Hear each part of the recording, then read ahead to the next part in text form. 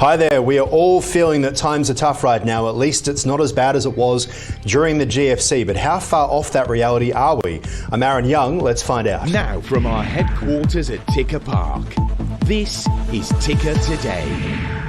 Welcome. Economists are predicting there is a 50-50 chance that we'll be entering a recession within the next year, sparing the downturn of the past few years, which was brought about by some pretty exceptional circumstances during COVID. The last major recession the world faced was way back in 2008. The so-called global financial crisis, the GFC, was the worst the world had seen since the Great Depression. While Australia fared relatively well throughout that period, much of the rest of the world had only just recovered to where they were before.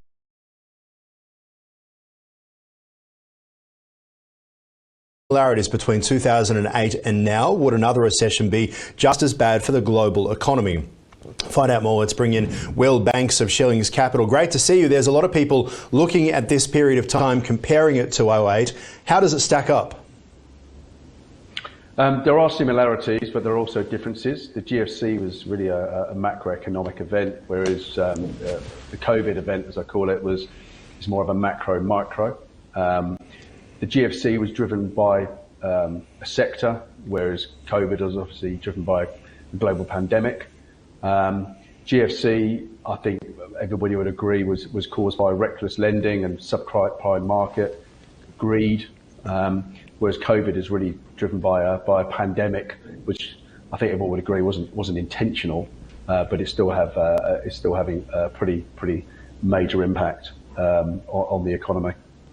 I guess one of the things that you look at, though, is a bit of a bubble, right? So in the first one in 08, there was the bubble, as you mentioned, from the subprime mortgage crisis, where all of a sudden you had all these people owning homes that they couldn't afford to pay for and have been building for a while. Have we seen something similar with the bubble, though, that's been happening in the tech sector, where so much money has been spent and so much money lost at the same time?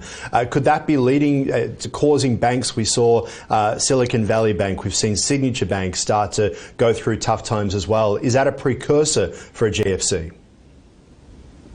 They were driven by different events. They were driven by their connection to the bond market and the fact that they weren't actually hedging their interest rate. The point of that, the housing market, is there is similarities in the sense that the subprime market, people are encouraged to borrow and enter into the subprime market with the promises of huge profits.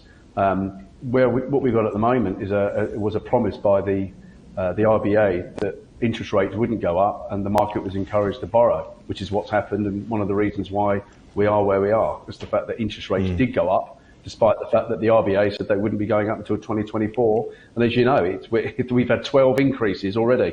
So there is similarities. Obviously, regulatory hurdles as well. Things have changed. Lessons learned during the GFC were meant to prevent it from happening again, particularly when it came to borrowings. As the banks start to need to make changes because so many people are facing mortgage stress across Australia and indeed across the world, could that mean that some of the regulatory changes are essentially scaled back, leading to a potential crisis? I don't think there'll be scale back. There were a lot of lessons learned from the GFC with regards to lending and banks.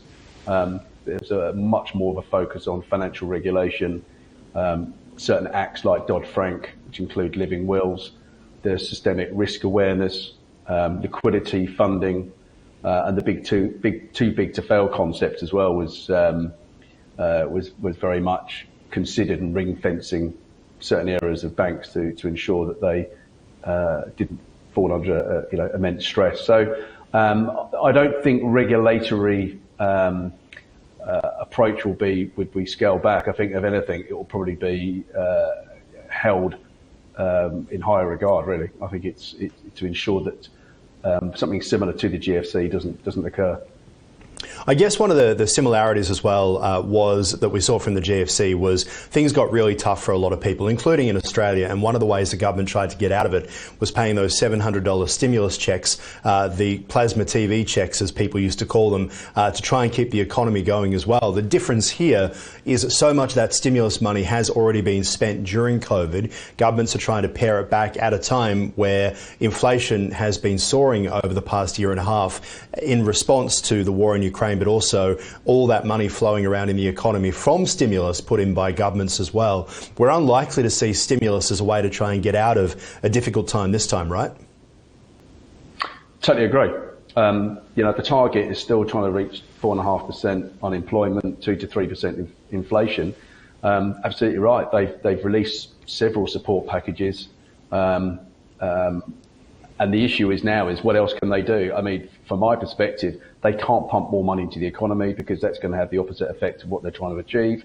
So really, the only thing that could be left is if they raise taxes, and those taxes may be focused towards those that haven't been affected by the 12 hikes that most people have been affected by. But the problem with that is, will they want to do that? Because you're looking at voter retention, and politicians don't like to lose that. Yeah, and that is an issue here in that politics will be playing a part. How different do you think it will be this time around compared to what we saw during the GFC, where there was a lot of pressure on governments to try and avoid it? There was big concern between what the public wanted, which was for the banks to suffer consequences, and then, of course, too big to fail. How does that look this time around?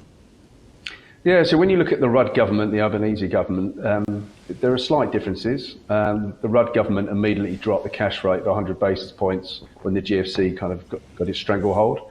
Whereas you look at the Albanese government, I mean, there's been 12 interest rate hikes that have occurred, so that's a difference. So I'd say there's an inverse relationship there. But at the same time, what they've both done is that they have released stimulus packages, job packages, which I think is a good thing. But I think they do need to be very cautious of inflation. But I think when you look at both of those two economic events, there was the economies were different.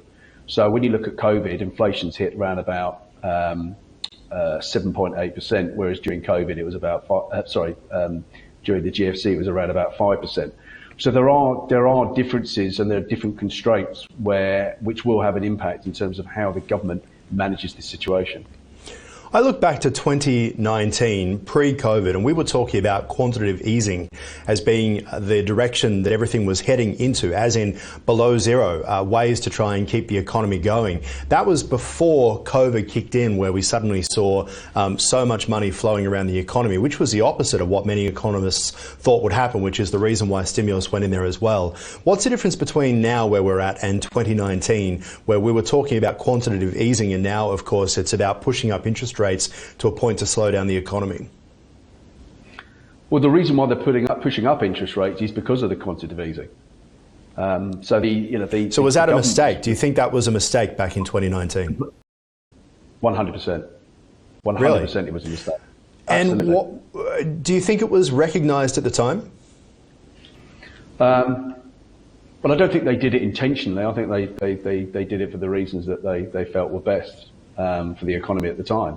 I had concerns that, pumping money into the economy where you're trying to encourage it to grow, I think was a little bit reckless, in the sense that there was already inflation on the horizon, purely because everybody was locked down, everyone was locked in, and there was money floating around the economy, partly because people couldn't spend it abroad, but second of all, because they were being supported by stimulus packages for job seekers and alike, and then by pumping more money into the economy to encourage the housing market to grow and getting easier loans and 10 times income, it essentially exacerbated that situation. We've only got a minute left. Just quickly, your thoughts on the new Reserve Bank governor? Yeah, I think it's great. I think it's nice, First Lady Michelle, to have her as governor. She's a seasoned RBA exec. She's been with the bank since the 80s. Do I think that there's going to be a huge amount of difference under her watch? Possibly. She's already made some differences with regards to 8 meetings instead of the 12. But you've got to realise that she was also sitting around the table when those 12 hikes were agreed and released. So do I think it's going to be a paradigm shift with her as governor, stepping up from deputy governor? Possibly not. Right. But I think it's a good thing. Okay, Will Banks, appreciate your time as always. Thank you. Thank you. And that is the program for now. For more, you can head to tickernews.co. I'm Aaron Young. I hope to see you soon.